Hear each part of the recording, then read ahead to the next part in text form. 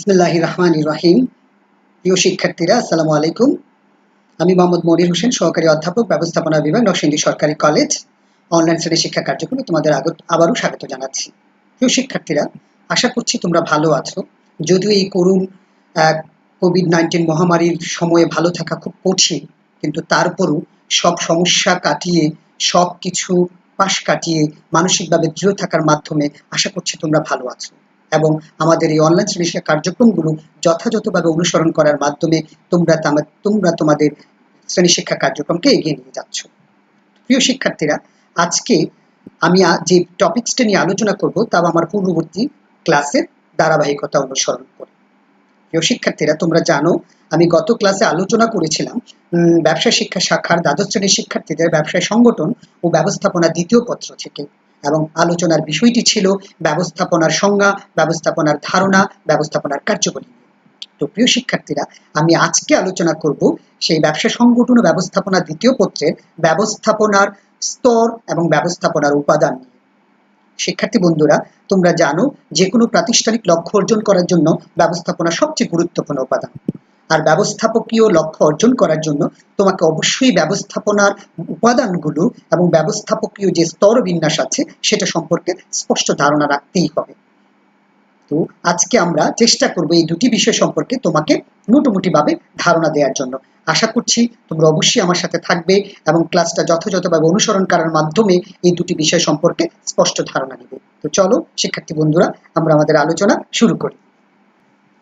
তো প্রিয় শিক্ষার্থী বন্ধুরা, আমরা আমাদের আলোচনার শুরুতে তোমাদের বলবো যে ব্যবস্থাপনার উপাদান এবং স্তর বিন্যাস সম্পর্কে আলোচনা করতে গেলে প্রথমে আমাদের আলোচনা করা উচিত ব্যবস্থাপনার উপাদান সম্পর্কে। তো আমরা প্রথমে ব্যবস্থাপনার উপাদানগুলো কি আলোচনা করব, তারপর ব্যবস্থাপনায় কি স্তর রয়েছে, সেই স্তরে কারা কারা অংশগ্রহণ করে সে সম্পর্কে আলোচনা করব। চলো আমরা আমাদের আলোচনার প্রথম টপিক অর্থাৎ ব্যবস্থাপনার উপাদান নিয়ে আলোচনা করি। প্রিয় শিক্ষার্থীরা, ব্যবস্থাপনার উপাদানগুলো সম্পর্কে তুমি যদি জানতে চাও তাহলে প্রথমেই ব্যবস্থাপনার সংজ্ঞাটা তোমাকে জানতে হবে। আমরা পূর্বের আলোচনায় ব্যবস্থাপনার সংজ্ঞা খুব সুন্দরভাবে শিখেছিলাম। সেখান থেকেই যদি আমরা একটু ধারণা নিয়ে আজকে ব্যবস্থাপনার সংজ্ঞাটি আলোচনা করি তাহলে আমরা কি পাই। দেখো, ব্যবস্থাপনার সংজ্ঞা আমরা জানি ব্যবস্থাপনা হলো এমন একটি স্বতন্ত্র প্রক্রিয়া যা প্রতিষ্ঠানের লক্ষ্য অর্জনের উদ্দেশ্যে এর মানবীয় এবং বস্তুগত উপাদানের মধ্যে পারস্পরিক সেতুবন্ধন তৈরি করে। কি বলা হলো? ব্যবস্থাপনা হচ্ছে এমন একটি স্বতন্ত্র প্রক্রিয়া যা প্রতিষ্ঠানের লক্ষ্য অর্জন করার জন্য ওই প্রতিষ্ঠানের মানবীয় উপাদান অর্থাৎ মানুষ এবং বস্তুগত উপাদানের মধ্যে পারস্পরিক সেতুবন্ধন তৈরি করে। সেই সেতুবন্ধন তৈরি করার মাধ্যমেই মূলত কি করে, সে প্রাতিষ্ঠানিক লক্ষ্য অর্জন করে। তো প্রিয় শিক্ষার্থীরা, এই সংজ্ঞার আলোকে বোঝাই যাচ্ছে যে ব্যবস্থাপনার উপাদান মূলত কয়টি? দুইটি। একটা হচ্ছে কি মানবীয় উপাদান, আর একটা হচ্ছে কি বস্তুগত উপাদান। মানবীয় উপাদান আমরা বুঝতেই পাচ্ছি যে মানুষ, আর বস্তুগত উপাদান হচ্ছে মানুষ ব্যতীত অন্যান্য যে সকল উপায় উপকরণগুলো ব্যবস্থাপকীয় লক্ষ্য অর্জনে ব্যবহৃত হয় সেগুলি আসলে কি বস্তুগত উপাদান। তো প্রিয় শিক্ষার্থীরা, আমরা এই উপাদানগুলো যদি আলোচনা করতে যাই তাহলে আমরা টেরি অ্যান্ড ফ্রাঙ্কলিন নামক বিখ্যাত ব্যবস্থাপনা বিশারদের কথা আলোচনা করতে হয়। তিনি ব্যবস্থাপনার এই উপাদানগুলোকে বোঝার জন্য, ব্যবস্থাপনায় যে দুই ধরনের উপাদান আছে অর্থাৎ মানবীয় এবং বস্তুগত উপাদান আছে, এই দুই ধরনের উপাদানগুলো বোঝার জন্য তিনি উপাদানগুলোকে 6M দ্বারা প্রকাশ করেছেন। তো আমরা চলো সেই উপাদানগুলোকে 6M দ্বারা কি বোঝানো হচ্ছে এবং কোন কোন উপাদানগুলোকে বোঝানো হচ্ছে সেগুলো জানতে চেষ্টা করি। তো শিক্ষার্থী বন্ধুরা, তাহলে আমরা কি জানলাম যে ব্যবস্থাপনার উপাদান মূলত দুইটি, তবে এই দুইটি উপাদানগুলোকে যদি সুন্দরভাবে প্রকাশ করতে যাই টেরি অ্যান্ড ফ্রাঙ্কলিনের মধ্যে তাদেরকে 6M দ্বারা প্রকাশ করা হয়। তো চলো আমরা 6M দ্বারা উনি কি বুঝাতে চেয়েছেন সেটা জানতে চেষ্টা করি। টেরি অ্যান্ড ফ্রাঙ্কলিন 6M দ্বারা ব্যবস্থাপনা যে 6টি উপাদানকে বুঝিয়েছেন সেগুলো হচ্ছে, দেখো, ম্যান বা মানুষ, মানি বা অর্থ, ম্যাটেরিয়াল বা কাঁচামাল বা উপকরণ, মেথড বা পদ্ধতি, মেশিন বা যন্ত্রপাতি এবং মার্কেট বা বাজারকে বুঝাইছে। তাহলে আমরা কি জানলাম শিক্ষার্থী বন্ধুরা? ব্যবস্থাপনার উপাদান হচ্ছে মূলত দুইটি, তবে এই দুইটি উপাদানকে আরো যদি পরিষ্কারভাবে আমরা বুঝতে যাই তাহলে আমরা বলবো ব্যবস্থাপনার উপাদান হচ্ছে কয়টি? 6টি। সেই 6টি উপাদানকে আমরা কি দ্বারা প্রকাশ করি? 6M দ্বারা প্রকাশ করি।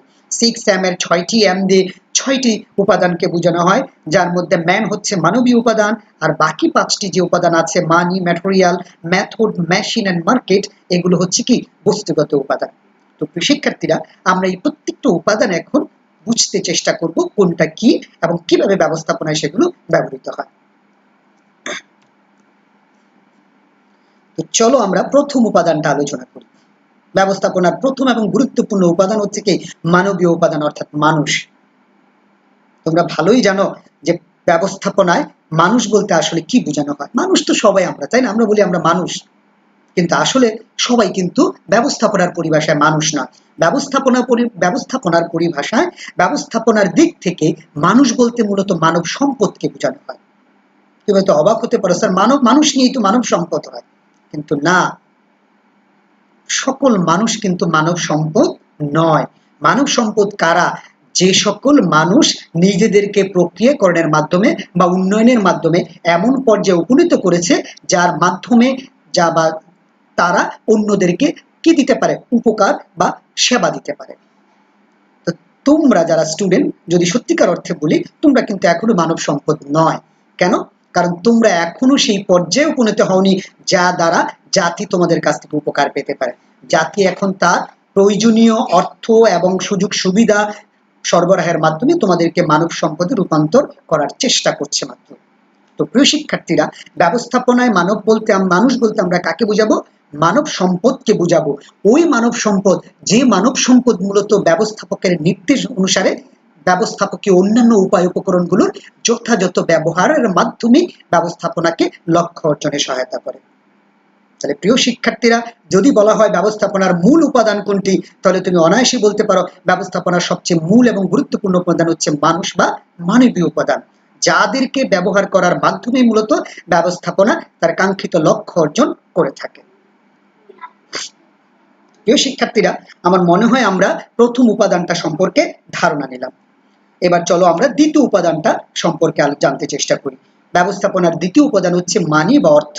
আমরা জানি যে অর্থই সবকিছুর মূল, আবার অর্থই অনর্থের মূল। কিন্তু ব্যবসা প্রতিষ্ঠানের ক্ষেত্রে অর্থ অত্যন্ত গুরুত্বপূর্ণ উপাদান। কারণ অর্থ যদি না থাকে ব্যবসা শুরু করা যেমন সম্ভব নয়, অর্থ যদি না থাকে ব্যবসা পরিচালনা করাও কি সম্ভব নয়।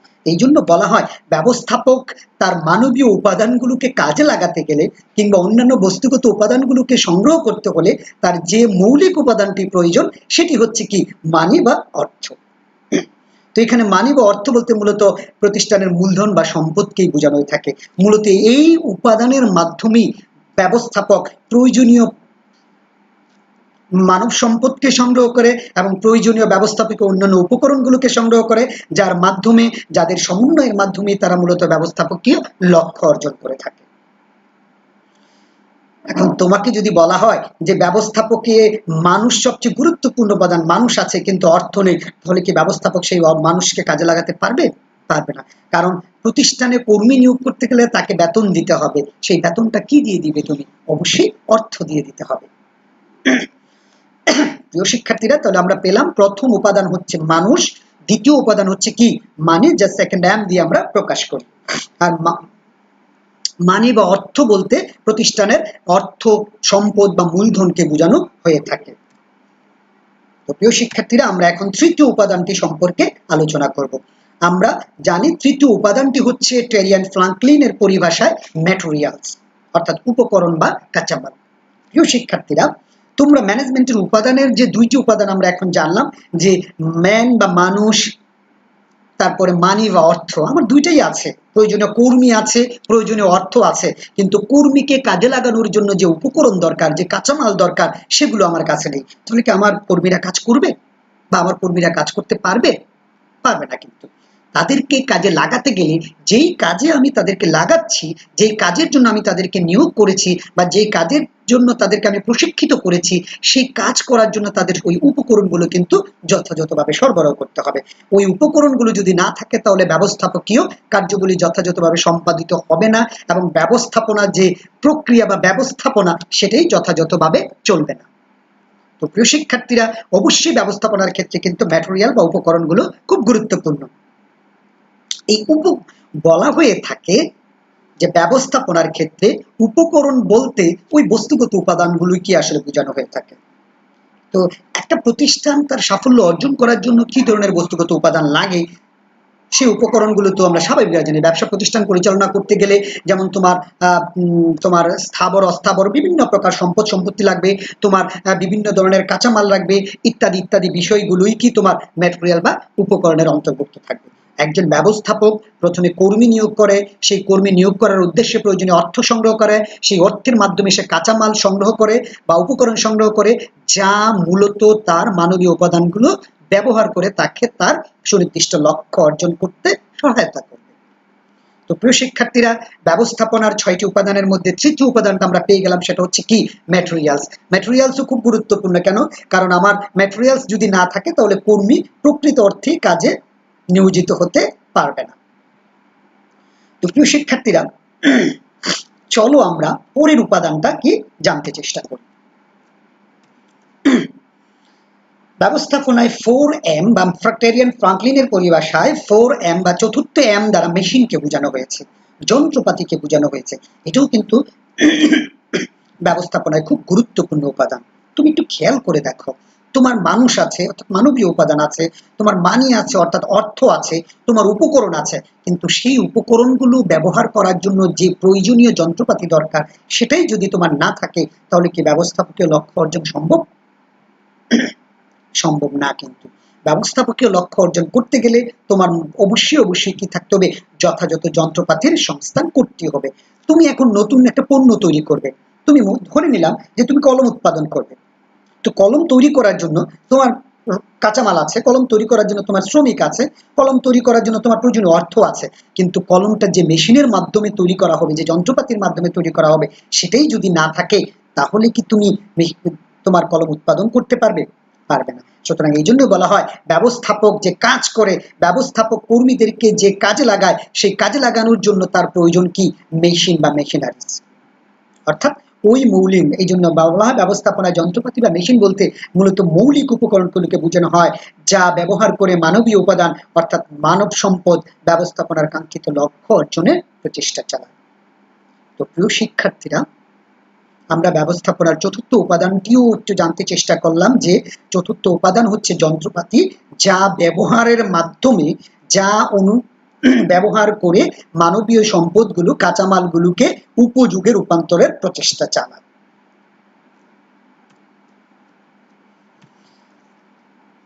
তো প্রিয় শিক্ষার্থীরা, আমরা ব্যবস্থাপনার পঞ্চম উপাদানও জেনে ফেললাম।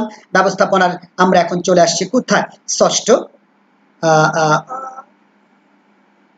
আমরা আরেক ব্যবস্থাপনা এবার আলোচনা করব আমরা ষষ্ঠ উপাদান সম্পর্কে, মেথড বা পদ্ধতি নিয়ে। তো প্রিয় শিক্ষার্থীরা, তোমরা জানো যে ব্যবস্থাপকীয় কার্যগুলি সম্পাদন করতে গেলে আমরা যন্ত্রপাতির ব্যবহার করি। তো যন্ত্রপাতির যদি ব্যবহার করি, সেই যন্ত্রপাতি কোন নীতি অনুসারে, কোন নিয়ম অনুসারে বা কোন পদ্ধতিতে কাজ করবে, সেটা যদি নির্ধারণ করা না থাকে, তাহলে কি সেই যন্ত্রপাতি দিয়ে কাজ করা সম্ভব হবে? হবে না। প্রিয় শিক্ষার্থী বন্ধুরা, আমরা জানি যন্ত্রপাতি বিভিন্ন রকম হয়ে থাকে, এক এক যন্ত্রপাতি কিন্তু এক এক পদ্ধতিতে ব্যবহার করতে হয়। তো ব্যবস্থাপনার যে মানবীয় উপাদান আছে, সেই মানবীয় উপাদানগুলোকে যদি আমরা না শিখিয়ে দিই যে কোন উপকরণ কোন ভাবে ব্যবহার করার মাধ্যমে বা কোন যন্ত্রপাতি কিভাবে ব্যবহার করার মাধ্যমে আমার প্রকৃত উপযোগ তৈরি হবে বা আমার প্রকৃত কাঙ্ক্ষিত লক্ষ্য অর্জন হবে, তাহলে কিন্তু সে কাজ করতে পারবে না। এই জন্য বলা হয় ব্যবস্থাপনার আরেকটি অত্যন্ত গুরুত্বপূর্ণ উপাদানই হচ্ছে, অর্থাৎ পঞ্চম উপাদানই হচ্ছে কি তোমার মেথড বা পদ্ধতি। তো প্রিয় শিক্ষার্থী বন্ধুরা, ব্যবস্থাপনায় আমরা 5টি উপাদান সম্পর্কে এতক্ষণ আমরা জানতে চেষ্টা করেছি। এখন আমরা জানতে চেষ্টা করব ব্যবস্থাপনার ষষ্ঠ উপাদান অর্থাৎ বাজার সম্পর্কে।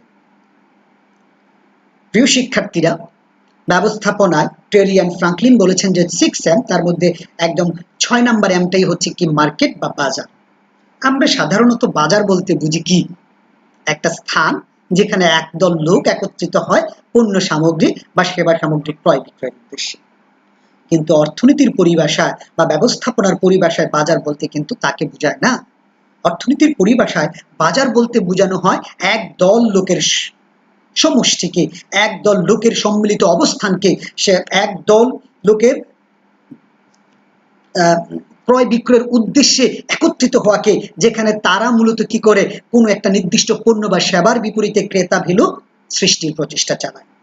তো প্রিয় শিক্ষার্থীরা, ব্যবস্থাপকীয় লক্ষ্য অর্জন তো আমরা জানি যে মূলত একটা প্রতিষ্ঠানের লক্ষ্য থাকে মুনাফা অর্জন করা। তো তো সেই মুনাফা অর্জন করতে গেলে তাকে কিন্তু অবশ্যই তার উৎপাদিত পণ্য বা সেবাকে বিক্রয়ের উদ্দেশ্যে উপস্থাপন করতে হয়। তার পণ্যের বা অর্থাৎ তার পণ্য বা সেবার ক্রেতা ভ্যালু সৃষ্টি করতে হয়। আর এই ক্রেতা ভ্যালু সৃষ্টি করার যে পর্যায় সেটি হচ্ছে কি আসলে বাজার, অর্থাৎ যেখানে ক্রেতারা একত্রিত হয় বা বিক্রেতারা একত্রিত হয় কোনো একটা পণ্য বা সেবাকে ক্রয় বিক্রয়ের উদ্দেশ্যে। তো ব্যবস্থাপনাকে কিন্তু বাজারকেও কি করতে হয়, গুরুত্ব সহকারে বিবেচনা করতে হয় যদি সে তার লক্ষ্য অর্জন করতে চায়।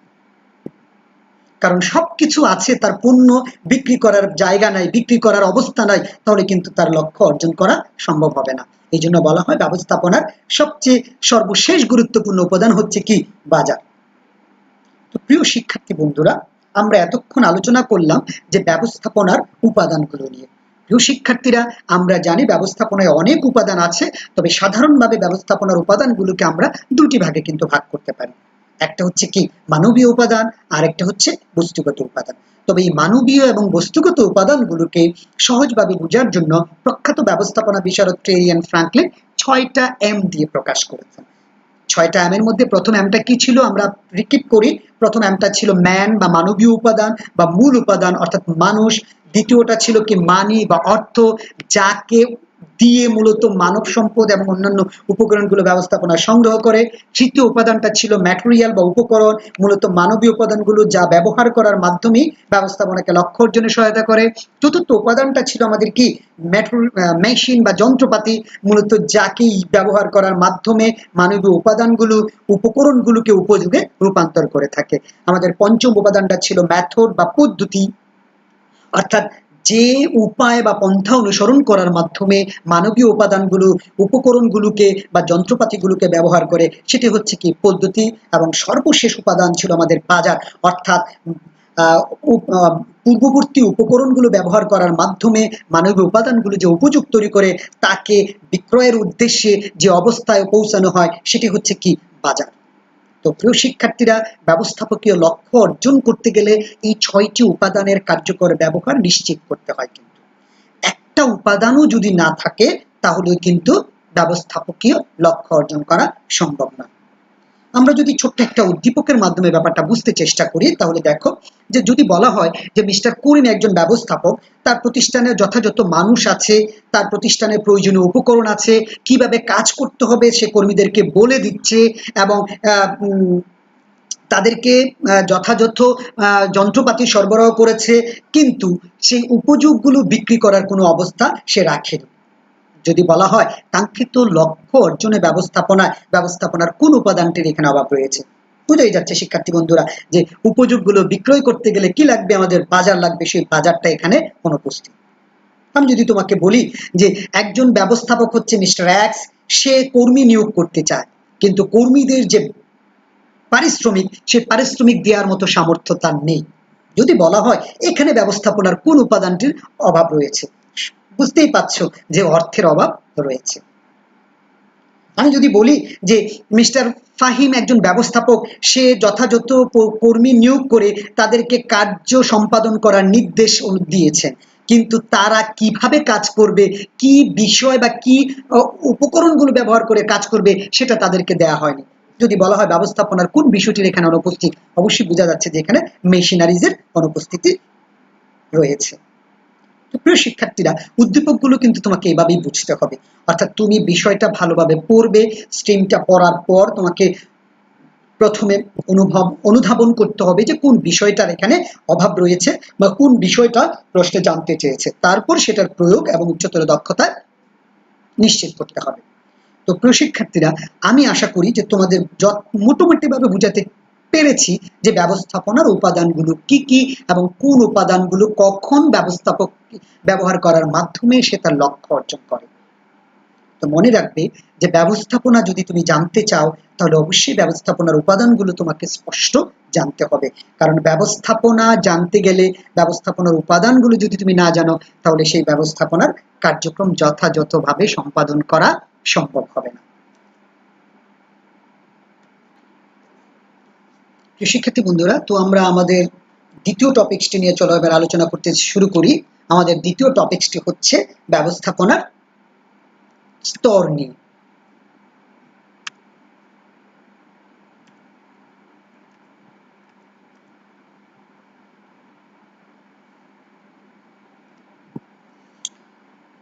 শিক্ষার্থী বন্ধুরা, ব্যবস্থাপনার স্তর দেখো, আমরা স্লাইডে দেখিয়েছি যে ব্যবস্থাপনার স্তরকে মূলত তিনটি ভাগে ভাগ করা হয়, অর্থাৎ ব্যবস্থাপনার স্তরকে তিনটি স্তরে বিন্যাস করা হয়।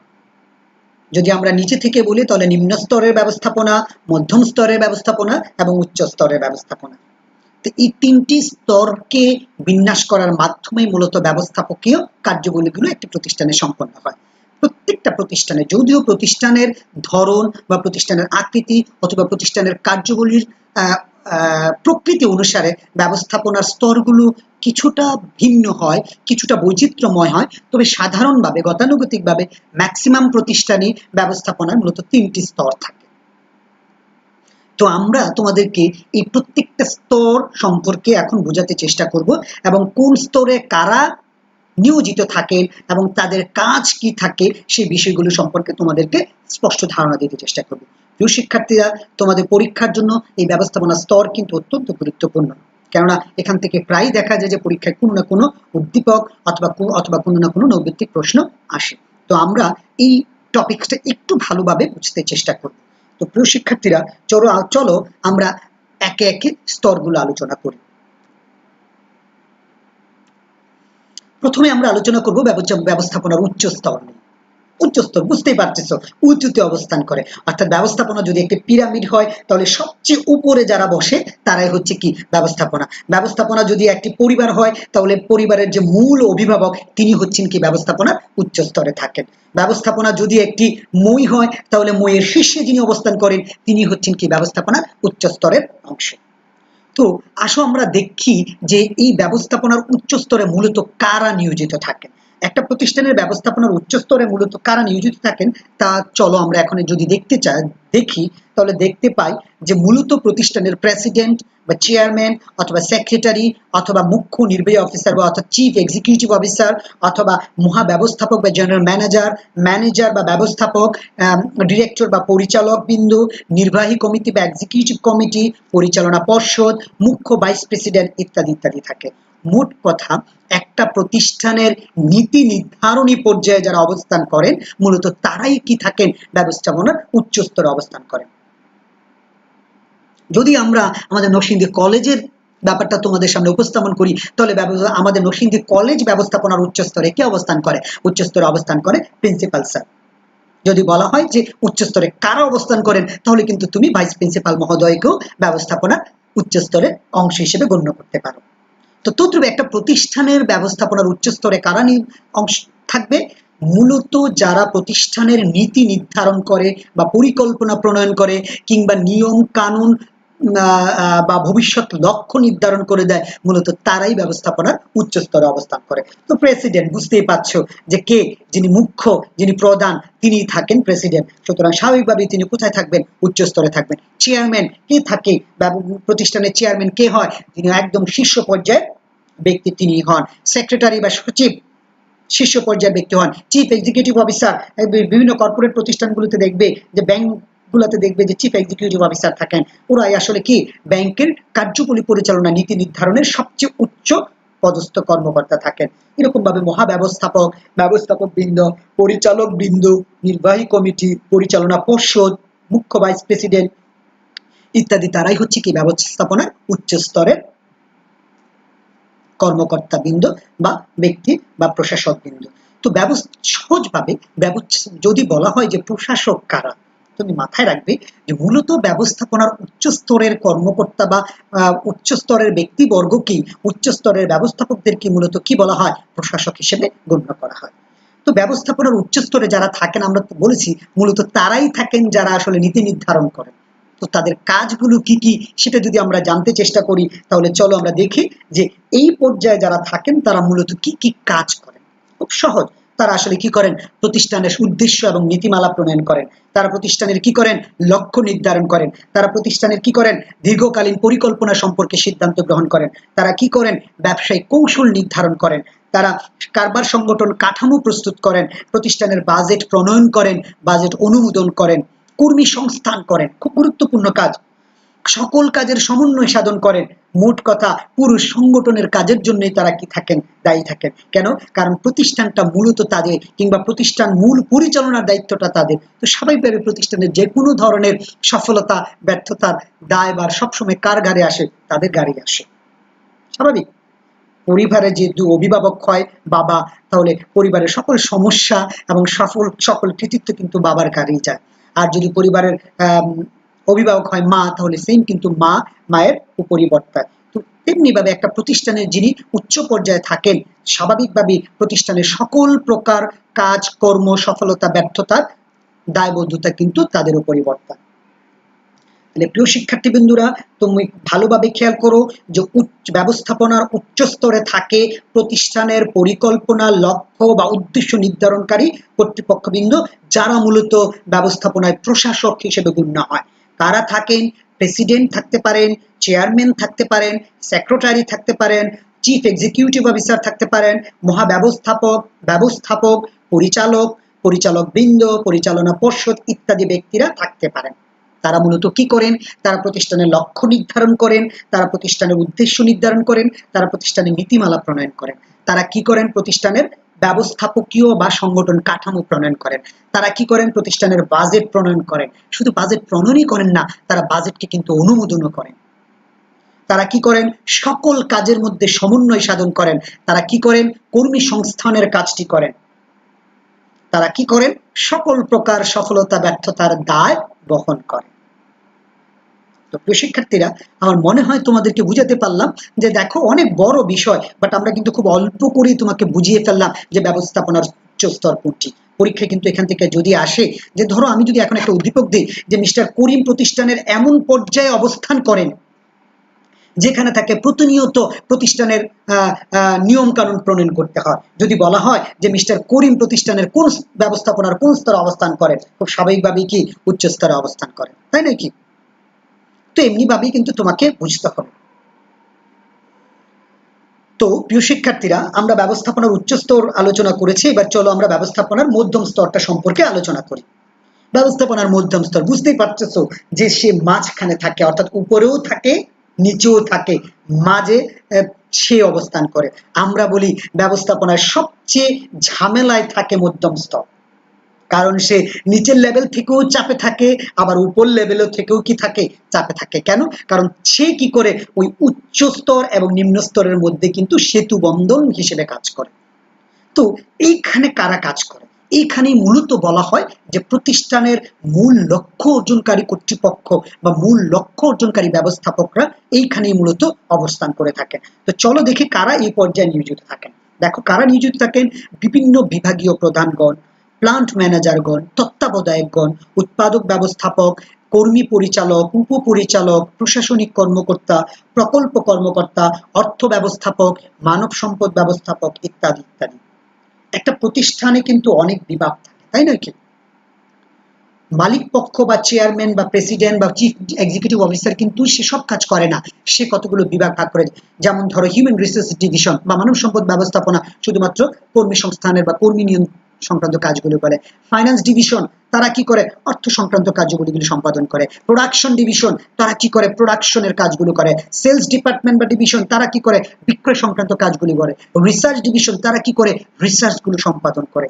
তো এই যে প্রত্যেকটা ডিভিশন, এই ডিভিশনের কাজগুলো কিন্তু উচ্চ পর্যায়ের ব্যবস্থাপকরাও করে না, নিম্ন পর্যায়ের ব্যবস্থাপক করে না।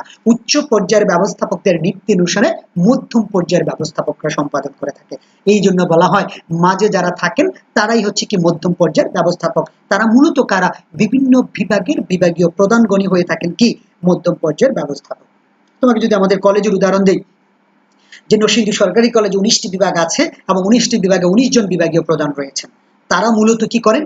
তা প্রতিষ্ঠানের যে উচ্চ স্তরের ব্যবস্থাপক আছেন তাদের নিয়ম নীতি নির্দেশনা বলি নিম্ন স্তরের ব্যবস্থাপকদের বা নিম্ন স্তরের তাদের অধীনে যে শিক্ষকরা আছেন তাদেরকে সরবরাহ করে থাকেন, এবং তারা তার অধীনস্থ যে শিক্ষকরা আছে তারা যথাযথভাবে শ্রেণী কার্যক্রম পরিচালনা করছে কিনা সেটি তদারক করে থাকেন।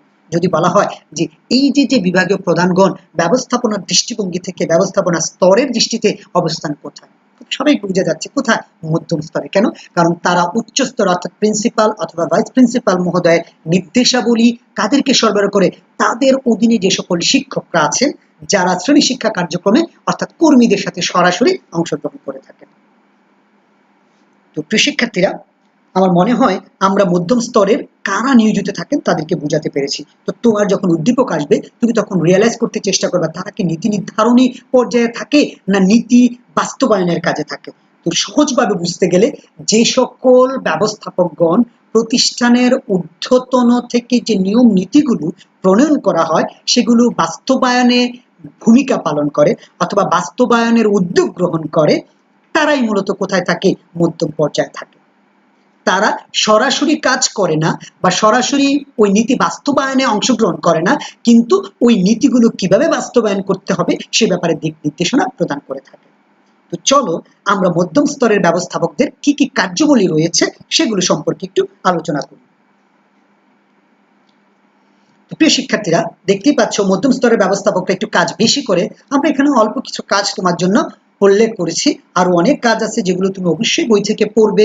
আর যদি না বুঝতে পারো অবশ্যই আমাকে পরবর্তীতে জানাবে এবং জানতে আমার কাছ থেকে জানতে চেষ্টা করবে। মধ্যম স্তরের ব্যবস্থাপকগণ কি করে আসো দেখি। তারা মূলত উচ্চ পর্যায়ের ব্যবস্থাপকদের পরিকল্পনা ও নীতিমালা প্রণয়নে সহায়তা করে। দেখো, উচ্চ স্তরের ব্যবস্থাপকরা লক্ষ্য নির্ধারণ করে, কিন্তু সেই লক্ষ্য নির্ধারণে সহায়তা করে কারা, মধ্যম স্তরের ব্যবস্থাপকরা। উচ্চ স্তরের ব্যবস্থাপকরা কার্যগুলি কিভাবে সম্পাদন করতে হবে সে ব্যাপারে নিয়ম নীতি প্রণয়ন করে, কিন্তু সেই নিয়ম নীতি প্রণয়নে কারা সহায়তা করে, ওই মধ্যম স্তরের ব্যবস্থাপকরা। তেমনি ভাবে একটু খেয়াল করে দেখো, উচ্চ পর্যায়ে গৃহীত উদ্দেশ্য পরিকল্পনা বাস্তবায়নে কার্য পদ্ধতি এবং পরিকল্পনা প্রণয়ন করে।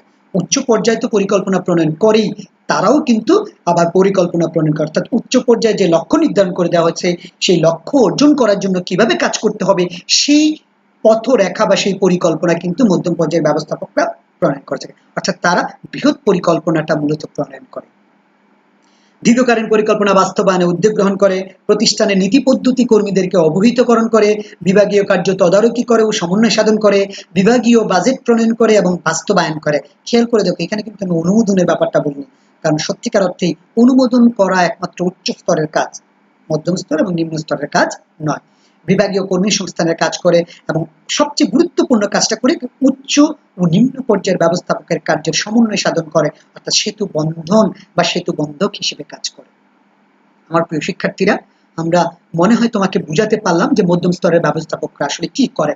মনে রাখবা, মধ্যম স্তরের ব্যবস্থাপকরা মূলত উপর লেভেলের সিদ্ধান্ত সমূহ বাস্তবায়নের জন্য কার্য সম্পাদন করে এবং ওই উপর লেভেলের সিদ্ধান্ত বাস্তবায়ন করতে গিয়ে নিচের লেভেলের ব্যবস্থাপকরা কিভাবে কাজ সম্পাদন করবে সেই ব্যাপারে দিক নির্দেশনা প্রণয়ন করে, সেই ব্যাপারে নতুন করে পরিকল্পনা প্রণয়ন করে, সেই ব্যাপারে কি করে তদারকি করে, সেই ব্যাপারে প্রয়োজনীয় বাজেট প্রণয়ন করে এবং বাস্তবায়ন করতে চেষ্টা করে থাকে। তো প্রিয় শিক্ষার্থীরা, আমরা মোটামুটিভাবে তোমাদের বোঝাতে চেষ্টা করলাম যে মধ্যম স্তরে কারা থাকে ব্যবস্থাপনার এবং মধ্যম স্তরের ব্যবস্থাপকরা কি কি কাজ করে। আমরা এখন ব্যবস্থাপনার নিম্ন স্তরে চলে যাব। বুঝতেই পারছো যে সবচেয়ে নিচে কারা অবস্থান করে। ব্যবস্থাপনার সবচেয়ে নিচে অর্থাৎ যারা সরাসরি কর্মীদের তত্ত্বাবধান করে, মূলত তারাই ব্যবস্থাপনার নিম্ন স্তরে অবস্থান করে থাকে। বলা হয়ে থাকে তারা হচ্ছে সরাসরি কার্য সম্পাদনের প্রত্যক্ষ অনুঘটক, অর্থাৎ তারাই সকল প্রকার কার্যগুলি সম্পাদন এবং কার্যগুলি ভুল হলে তার জন্য দায়বদ্ধতা নিশ্চিত করে, কেননা তারাই মূলত কখনো কখনো হাতে কলমে কাজ কি করতে হয় কর্মীদের শিখিয়ে দিতে হয়। নিম্ন স্তরের ব্যবস্থাপক কারা, চলো আমরা একটু দেখি আমাদের স্লাইডে কি আছে। দেখো, সহকারী ব্যবস্থাপক, জুনিয়র এক্সিকিউটিভ, সুপারভাইজার, ফোরম্যান, প্রধান করণিক, ইউনিট প্রধান ইত্যাদি।